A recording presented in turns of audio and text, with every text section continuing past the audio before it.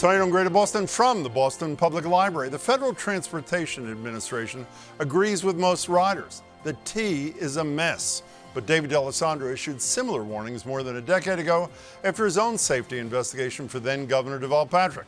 He joins me on what has and hasn't changed since and the tough moves necessary to finally fix things.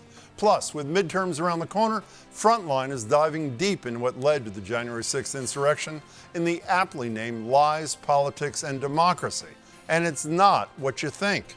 Filmmaker Michael Kirk joins me.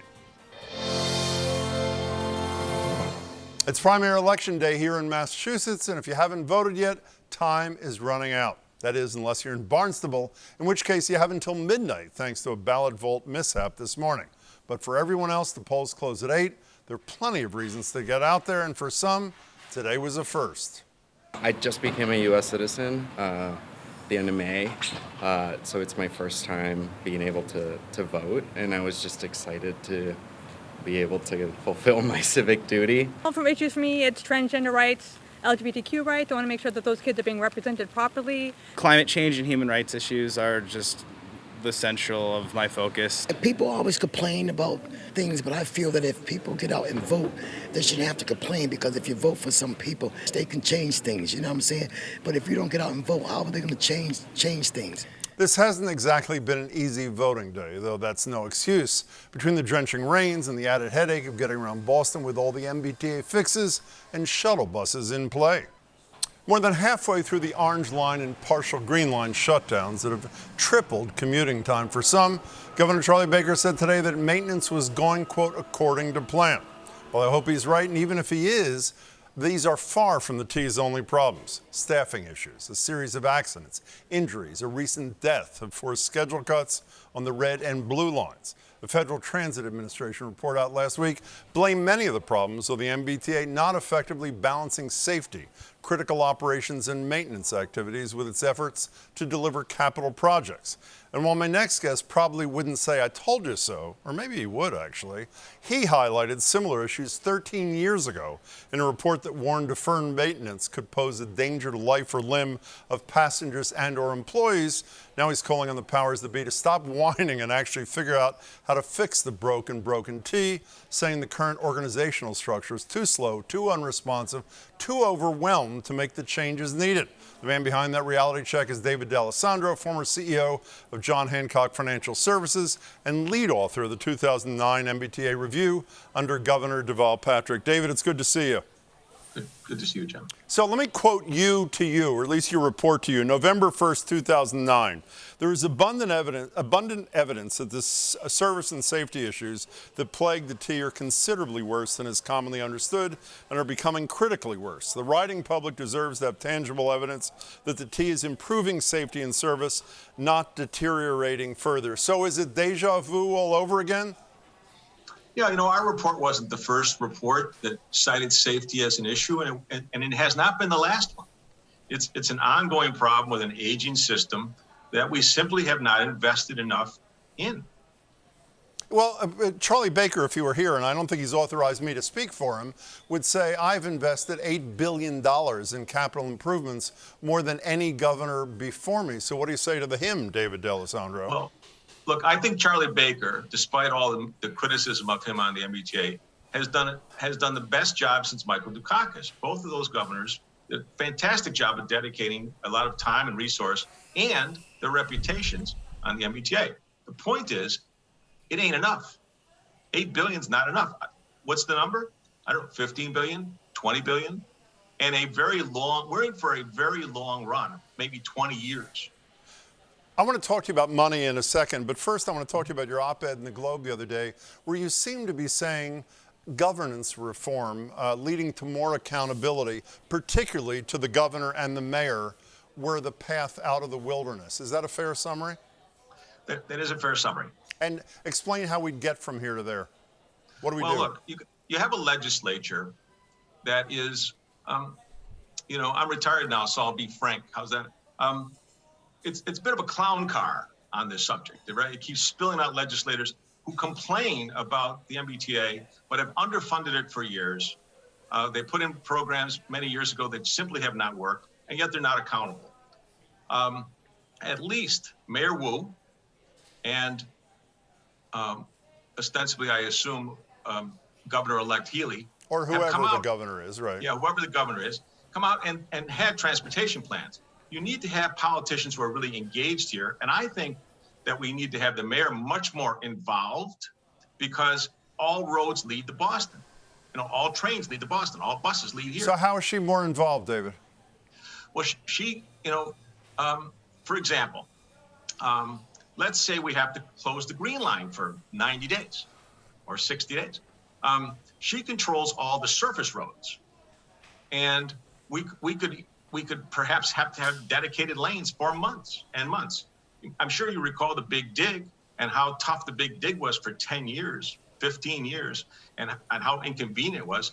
That is what we're in for, and the mayor is very important to all of that. Plus, I think the mayor is very connected to all the neighborhoods and what needs to be done to move people to jobs. And you believe that she shouldn't just get the one seat on the board that she wants, but actually potentially two. Now, is that not correct? Yes, that's correct. Okay, we have a politician willing to take responsibility. Yeah. Let's lay some responsibility on them. Well, you also think for there to be more accountability in the governor's office, the head of the T should be elevated to cabinet level position. But the reality is, if you stopped an average person on the street, I think they'd say, despite the fact that his approval ratings continue to be astronomically high, that Charlie Baker is in charge of the T. He appoints all members of the board. So what's the practical difference between what is and what you propose for governance? Well, what I think we need to do is start looking toward the private world to help us fix some of these issues, which means we need to have really highly experienced people who make a fortune on the outside working, in the government, and I think you need to have a cabinet secretary level, because that person's going to get a lot more attention from all of the other department heads as well. I think we've subjugated the T to the transportation secretary. And yes, the transportation secretary is in charge of transportation, but also in charge of the registry and lots of other things. And I think the quality of person you will get for the cabinet would be much better. You know, you mentioned business getting involved. When I'm not at the library, which is where I am tonight, I work obviously back in Brighton, and there was a company that got involved in building that, funding that commuter rail thing.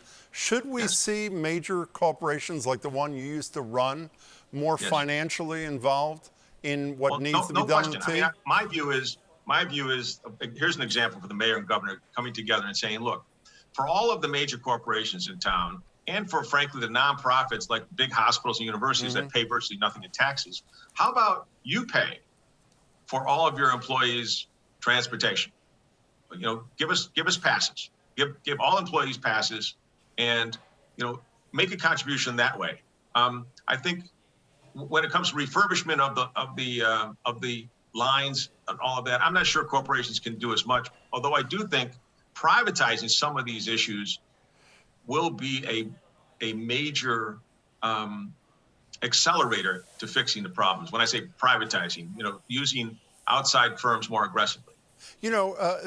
One of the things, I think I'm not atypical in that when I think of the problems of the T, I think about riders, average workers, average commuters, average people that, go to John Hancock.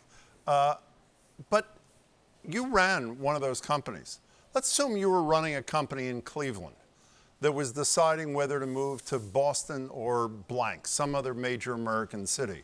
That city had its public transportation system, affordable, safe, on time, and Boston was the other alternative. Would not the state of the T cause you to lean in the direction of some other community? It's definitely a contributor. I mean, our taxes are going up, our cost of living here is going up, and then trying to lay on top of that transportation that doesn't work.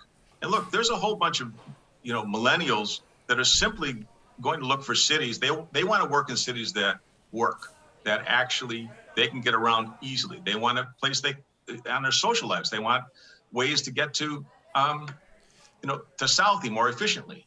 It's all those things are contributors to why a CEO would say no to Boston.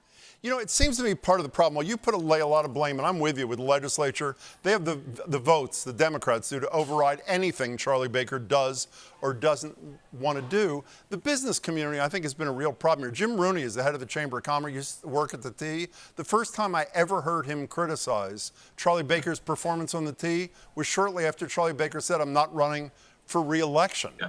There is too much silence, almost complicity. I'm serious. Is that not true? Tell me who the leaders are of the business community today. I know a lot of people in this town, but we do not have the quality of business leadership we had in this town that we had 15 years ago. You know, most of the leaders of the town, they're private equity people now. They join the charities, but they are not out there on political issues. They're not out there on transportation or taxes or zoning, none of it. You know, David, you said a minute ago that, you know, in addition to the quality of the tea, when you're deciding as a CEO where to locate your business, taxes are going up. Taxes, with all due respect, are not going up in Massachusetts. Charlie Baker's been mostly a no new tax guy. He's got close to $1 billion in tax cuts before the legislature. The legislature pretty much was ready to do, even though, as you say in your op-ed in the Globe, they're more concerned about sports betting than the $4 billion economic development plan. A handful of years ago, you're quoted in the Boston Globe. I think you asked the question of yourself, do I think it can be done, meaning fixing the T, without a rise in fees and taxes? David D'Alessandro said, not a chance. Can it be fixed today without raising taxes and fees? No. Unless someone expects, you know, the fairy godmother to come out of Washington, that's not going to happen. We're probably going to have to raise taxes. We'll probably have to raise fees. But again, here's an example, as you point out, Jim. Why can't corporations and other entities pay for their employees? That's one way to subsidize the T right away. So another phrase, apparently all I'm doing is quoting you to you, but I remember many a time talking to you or reading your comments in the paper at the time, not just in 2009, but subsequently when you've commented on this, talking about the legislature kicking the can down the road. I remember you quoted as saying, correct me if I'm wrong, that not one single legislator reached out to you after you released this damning report about the state of the T in 2009. That's accurate, isn't it? That is correct. So what's your analysis as a private sector guy as to why intelligent people know how serious the problem is, know how serious it was in 2009 and before, and continue to let it fester? Well, because none of them want to be held accountable, and we don't hold them accountable. In my view, Jim, tell me the last legislator we threw out of office because they made a promise about the T that wasn't kept. So we unelected them. And because there's no percentage to go too far out front on the T, because there are no consequences. If we as citizens were to actually hold the legislature accountable, you'd see a lot more action from them.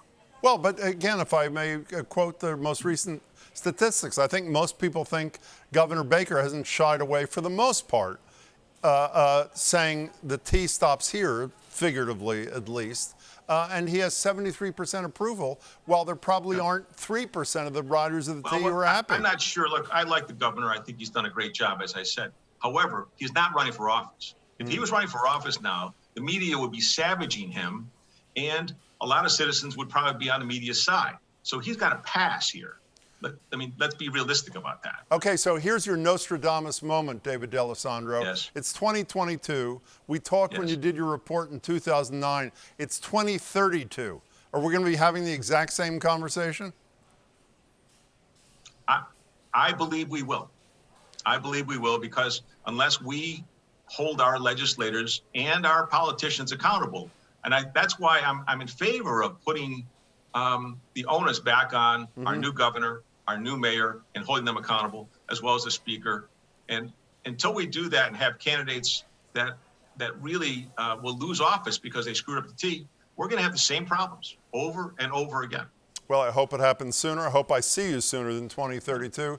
David D'Alessandro, pleasure as always. Thanks so much. Great to see you, Jim. Be well. You can read David D'Alessandro's full piece, and you should, in the Boston Globe. As we round the bend past the primaries and head full speed into the midterms, what better time is there for a little reminder about how much is at stake? And Frontline is yet again delivering, with a look back at how we ended up with the Capitol insurrection. focused on how leading Republicans occasionally challenged Trump, but ultimately determined that they just couldn't quit him. Kevin McCarthy makes a political decision, which is betting on the fact that President Trump will continue to have a hold over the base and the party. We see Lindsey Graham trying to get back in Trump's good graces. And I think that that's symbolic of what's happened to the Republican Party. The thing that drives 99% of the folks in politics is self-preservation. You know, to make noise might not be good in terms of my own political interests, therefore I'll stay quiet. I heard from a specific senator who said, Mitch has told us to stay quiet against the president in this period. And I think that led to a lot of what otherwise would be kind of influential senators, at least countering the voice of Donald Trump being silent. And silence is complicity. That complicity and the path that carved toward insurrection is one of the focuses of Frontline's Lies, Politics, and Democracy, which premieres tonight. Director Michael Kirk joins me. Michael, congratulations yet again. Good to see you. Thanks, Jim. Good to see you, too. You know, people may think on the surface this is a story of Donald Trump and his serial lying, but I think what I said there is true. It really is a story about the complicity and cowardice among his fellow Republicans, particularly leaders of the Republican Party, is it not? Yes, I think it's a film that's in many ways more about the Republican Party and its leaders than Donald Trump. We've been gathering string on this for 6 years while we watched the Trump administration. We made, as you probably know, because we've talked about them, 15 films about the Trump administration. And all along, we kept watching the Republican leadership jockey for what to do. Do we manipulate him? Can he manipulate us? And all the things we've seen, the empowering and the enabling and all of it as they made their deal with the devil, if you'll excuse the expression. And now, right before the midterms, right before really Trump announces what to do in 2024, we thought we'd better lay out what happened with the leadership of the Republican Party and where the party stands at this moment in relation to American democracy. You know, there's so many examples. It's not just the McConnells of the world, the McCarthys. Ted Cruz, I'm sure people remember, and you recount this in your film, candidate Trump essentially suggested his wife was ugly and that his father, meaning Cruz's father, was involved in the assassination of JFK. So Cruz, at least for a short period of time, in a tough setting at the Republican nominating convention, did stand strong. Here's a little bit about that. It took days for Cruz to decide. He tells them his decision, that he's not going to endorse Donald Trump in his speech. And they ask him why. And Cruz looks at them and he says, history isn't kind to the man who holds Mussolini's jacket. He was receiving lots of advice, imploring advice, saying to him in effect, Ted, this is bad for the party, it's bad for Trump, but it's also really bad for you and for your future if you don't get on board the Trump train. Eventually, he and virtually everybody else, except maybe Kinzinger and Cheney, did get on the Trump train. Why? Why does every single one of them decide after a moment of courage that Trump is the ticket for them? Somebody told me the definition of a politician is somebody who wants to be reelected. That is that if you're a politician, you'll do whatever is necessary to get reelected in almost every case, and especially in the cases of the leadership of the Republican Party over these last few years, trying to ride herd on Trump and then finally realizing if they want to get things, they're just going to have to go along with him. And then it gets too late after January 6th for them to walk away. They realize that he's got them. He owns the MAGA base that people, President Biden last week called the extremist MAGA base.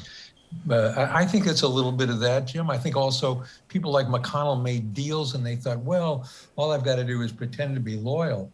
But of course, here they are now, their legacy tarred with what they let happen, especially as more and more of us discover what went on behind closed doors between them and Trump. But you know, McConnell is arguably one of the most strategic men on the planet. And I watched Mona Charen in your film, who obviously is a conservative commentator. She worked for Ronald Reagan, saying all they had to do, particularly after there are fine people on both sides after Charlottesville, that was the moment. Band together.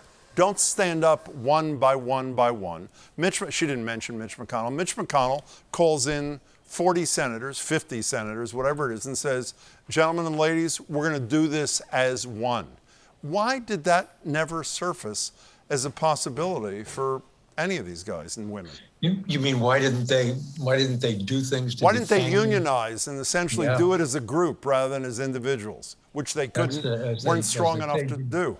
Right, that's the $64,000 question about that I kept asking. Why not just step up? Why not just do it? Well, some of it is the hubris. Mitch McConnell wanted a conservative Supreme Court for the next generation. And I think he thought he could manage his relationship with Trump because he's been so successful all the way through his career at doing exactly that. But nobody in the Republican Party that I can find was ever able to manage him, to understand him, to know that this guy invaded their party. He wasn't even a Republican, and he invaded their party, and they couldn't stop him. And they really thought they could because they're kind of politicians, and they thought they could do deals. Well, he wasn't about the deal with any of them, that's for sure, except taking over and moving it the direction he's moved it in, which is now they're stuck. I can't see any of them walking away from it, and that's part of the problem when you think, well, what's the nature of the impact of all of this on the democracy? Well, that's the impact. You know, let's talk about Trump himself for a minute. I would never have thought that I would praise a filmmaker for a 2-minute opening that included Wendell Willkie, the losing candidate in 1944, I think. Could you just describe the first 2 minutes of this film, which are really electric? We were sitting around trying to finish the film, trying to think of a way to finish the film. And I got this bright idea that why don't we get everybody who's ever done the concession speech, even from the days when it was a telegram they sent, and they basically read the telegram. Let's get them all, everybody who we can find. And we dug out all the stock footage as far back as we could go, as far back as television goes, I think, and laid them all out. And there they were in little bursts. And it was just fabulous. And first the argument was, well, we should start with Trump. And no, we'll finish with Trump, because after you see history laid out that way, and that nobody has ever done what Donald Trump did at 2:30 in the morning on the night after the election, it really makes, in a way, the point about the entire film. Well, you know, it also, as a student of your films, Michael, Kirk, when I'm watching that little Trump bite, saying I won, actually, I hearken back to one of your great quadrennial features, The Choice, where you spend 2 hours on each candidate, and you talk about the influence of Roy Cohn, people know from the McCarthy hearings, as lawyer for the Trump family, when they come out, if I remember correctly, from a housing discrimination case that they were brutalized and lost in. He basically tells Trump, say we won relentlessly and never stop, and people will believe us. And decades later, it's the lessons of Roy Cohn that Donald Trump has internalized. On election night, the night he lost, as you show, in Iowa to Ted Cruz, all that stuff traces back to Cohn, no? That's absolutely right. And you and I may be the only people, and our editor and the other people on my team, who remember all those strands and tentacles of things that Trump does, but they're all there. They were all there. They were in plain sight, Jim, since 2014, 2015, as he started to make the run. But we just never, we all believed, I think, that the pivot would happen, and suddenly the power and the majesty give way to the responsibility when you're Donald Trump sitting in the Oval Office. But of course, as we know, that was not to be. You even go back as far as to say he thought the Emmys were rigged when The Apprentice lost on Best Whatever reality show. You know, I want to change gears. You have Jonathan Karl from ABC in your film, and I want to read a quote to you in Margaret Sullivan, the media critic in the Washington Post, final column the other day. Here's what Karl is quoted as saying: how do you cover a candidate who is effectively anti-democratic? How do you cover a candidate who is running both against whoever the Democratic candidate is, but also running against the very democratic system that makes all of this possible? What were you thinking about when making this film? And I'm guessing you're already thinking about, how do I portray a Donald Trump if he runs for re-election in 2024 in The Choice? How do you cover a man who is attempting to destroy the system that he's attempting to head?